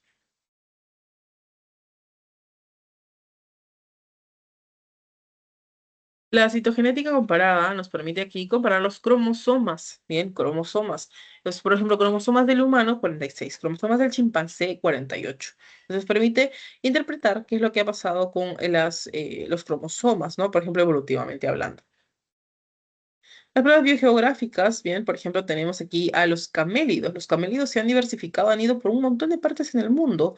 Por ejemplo, los camélidos sudamericanos presentan lo que es un pelaje más extenso, más fuerte, debido a las zonas de frío. En cambio, los camélidos que viven en las zonas de Asia o África, como los camellos, tienen jorobas y tienen poco pelaje. No, debido a que si tiene más pelaje sudarían más. Entonces, en esas zonas de allá hay muchísimo calor y hay poca agua. Entonces, las jorobas las utilizan como un reservorio de agua. Entonces, los camellos se han diversificado y han cambiado sus características físicas. Eso constituye lo que es una prueba de evolución. Entre los mecanismos de la evolución hay dos. La microevolución, que le ocurre en un ambiente pequeño, en zonas pequeñas, donde hay modificaciones de la población. Y la macroevolución son todas las relaciones que existen entre los seres vivos y cómo éstas se han ido pues cambiando.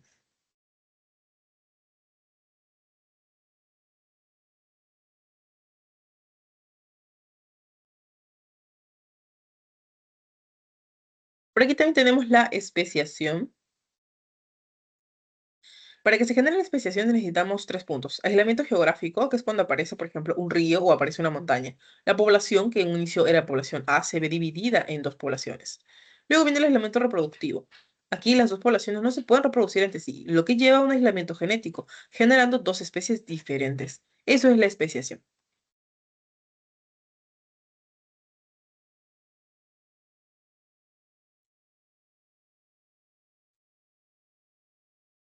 Los patrones de la evolución, bien tenemos la extinción en masa y la radiación adaptativa. Los dos están relacionados. La extinción en masa es cuando desaparece más del 60% de la biodiversidad de la Tierra.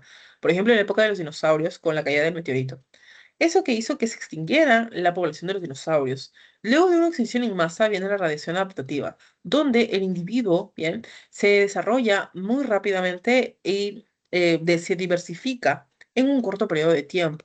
Entonces, después de la caída de los dinosaurios, vino la época de los mamíferos. Los mamíferos pequeños como roedores estaban entre las madrigueras, entre la tierra, entre las cuevas. Se pudieron proteger de la caída de este meteorito. Por lo tanto, tiempo después de que los gases tóxicos se han ido de la Tierra, los mamíferos surgen, van hacia la superficie y comienzan a diversificarse de manera muy rápida. Entonces, ahí comenzó la época de oro de los mamíferos. Y entonces, cada cierto tiempo hay un proceso de extinción y una radiación adaptativa. Y eso nos demuestra que las especies pueden sobrecargar el planeta, hay especies top se eliminan y las especies que están por debajo comienzan a surgir. Y lo último que vamos a ver en la parte de evolución es sobre los humanos, que eso también seguro lo han visto en la parte de historia, ¿no? Vamos a ver que hay ciertas características que nos permiten asemejarnos a otros animales, a otros individuos. En el caso del humano, estamos más emparejados con el chimpancé, debido a que presentamos ciertas características comunes como el pulgar oponible. Luego, con el ratón, por ejemplo, tenemos pelo, glándulas mamarias y semejante. Con el lagarto, la aparición de las uñas. Con la salamandra, la aparición de los pulmones. Y con el pez, la columna vertebral. Entonces, todos estos organismos que son vertebrados presentan algunas características en común. Nosotros venimos entonces de la zona de los antropoides, ¿no? De los prosimios primitivos. Entonces, aquí tenemos al chimpancé, al gorila, al orangután. Si vemos entonces desde un punto de vista biológico, en la historia también han ocurrido varias adaptaciones, varios cambios, y eso surge gracias a los cambios en la temperatura. Recuerden que al inicio estábamos en los árboles. Con el tiempo, al subir la temperatura, hizo que esos árboles escasearan y se volvieran sabanas. No hubiera alimento disponible. Por lo que el humano, bueno, el chimpancé, ¿no? En este caso, específicamente, los monos tuvieron que bajar de los árboles para poder buscar alimento. De ahí se formaron lo que eran los australopithecus, que andaban erguidos, bien, y luego vinieron los Homo habilis, que podían hablar, podían tener comunicación entre ellos. Además, fabricaban instrumentos y construían también chozas. Luego vino el Homo erectus, bien, que tiene un aspecto físico ya más parecido al nuestro y que además eran cazadores. Algo muy importante con los Homo erectus también es que ellos van a utilizar el fuego para poder cocer sus alimentos. Entonces, si utiliza el fuego, las proteínas van a cocer, las proteínas se van a utilizar mejor, bien. Entonces va a haber aquí un desarrollo mejor de la capacidad craneal. Entonces aquí 1500 más encefálica, ya esos eran cazadores, vivían en grupos y enterraban a sus muertos. Y luego vinieron el Homo sapiens, ¿no? El hombre de Cromañón, donde aquí estos individuos ya dominaban técnicas de la caza y además practicaban ritos religiosos, haciendo entonces que otorgaban divinidad aquí a la diosa Venus, ¿no? A la parte femenina, a la parte de la fertilidad también.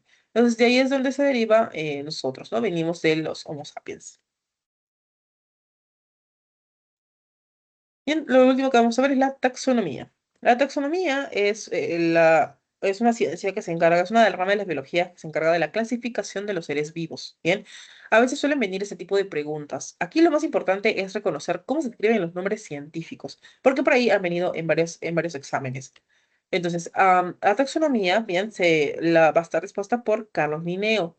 Carlos Linneo estableció los fundamentos para la clasificación de los seres vivos. Carlos Linneo que puso desde la especie hasta el reino, mientras que el dominio es otra categoría que está determinada por Carl Woose. Entonces, esto nos permite clasificar a los seres vivos. Entonces, dominios, luego viene el reino, bien, por ejemplo, reino animal, reino vegetal, luego viene el filo o la división, luego viene la clase, el orden, la familia, el género y por último la especie. La especie viene a ser lo más específico. Entonces, ¿cómo se escribe una especie? Gracias al nombre científico. Por ejemplo, Homo sapiens, que el nombre vulgar son los humanos. Bien, entonces, en el nombre científico tenemos Homo, que viene a ser el género, bien, género Homo, como vemos acá, el género, y el sapiens, que viene a ser el epíteto de la especie. Entonces, aquí los dos en conjunto forman el nombre científico, que el nombre vulgar es humano. Ahora, ¿cómo se escribe el nombre científico? Los dos van a estar por separado, van a estar en cursiva si es que se escribe a computadora. Si es que se escribe a mano, va subrayado. Bien, también puede ir en negrita, pero recuerden solo uno de los tres, no los tres a la vez, no dos a la vez, uno de los tres. También vamos a ver que el género empieza con mayúscula, mientras que la especie va a empezar con minúscula. Bien, entonces eso es Homo sapiens. Acuérdense de eso, no puede ir subrayado y en cursiva a la vez. Y aquí vamos a hablar sobre los dominios propuestos por Carl Woose. Entonces, Carl Woose propuso tres dominios, ¿bien? El dominio arquea, el dominio bacteria y el dominio eucaria. Entonces, solo para aclarar, los humanos, las plantas, los animales, estamos en el dominio eucaria, ¿bien? Estamos aquí. Luego las bacterias son procariotas, las bacterias que usualmente conocemos, y luego las arqueobacterias, que son las bacterias, digamos, más antiguas, ¿bien? Las bacterias que viven en zonas muy extremas. Esos son los tres dominios que determina Carbus, ¿no? Veamos en Eucaria tenemos a los animales, a los hongos, a las plantas también. Y vemos aquí también lo que es un mapa, bien de la categoría taxonómica, como vemos acá. La especie es como lo más específico. Por ejemplo, Cardinalis cardinalis es un cardenal norteño, que es el nombre vulgar o el nombre común. Y esos pertenecen al género Cardinalis, pertenecen a la familia Fringillidae, pertenecen al orden Passeriformes, pertenecen a la clase Aves, pertenecen al filum Chordata. Entonces vemos que poco a poco se va haciendo más pequeño. En el filum Chordata encontramos peces, encontramos aves, encontramos anfibios, encontramos reptiles, todos aquí. Luego se va pasando. Clase Aves solamente son aves. Luego Passeriformes tienen ciertas características. Bien, y así sucesivamente hasta encontrar la especie que es, como les menciono, mucho, mucho más específico. Bien, y también tenemos por aquí lo que es un mapa filogenético, por ejemplo. Esos mapas nos permiten también taxonómicamente poder distinguir a los individuos, ¿no? Por reinos, por ejemplo. Podemos separarlos por reino animal, donde se encuentran todos los animales. También encontramos aquí lo que son el reino fungi, que son los hongos, el reino plantae, donde están las plantitas. Tenemos también el reino protista, donde están los protozoarios. Bien, y tenemos también al reino Monera, donde están las bacterias, arqueobacterias. Más adelante vamos a tener una clase donde vamos a hablar específicamente del reino Animalia y también del reino Plantae. Nos vamos a hablar aquí de la clasificación de los animales. Como vemos, tenemos poríferos, tenemos platelmintos, tenemos nidarios, moluscos, anélidos, equinodermos, cordados, artrópodos, etcétera. Tenemos un montón de animales. Hay que clasificarlos también por sus grupos taxonómicos y poder distinguir ciertas características propias de cada grupo.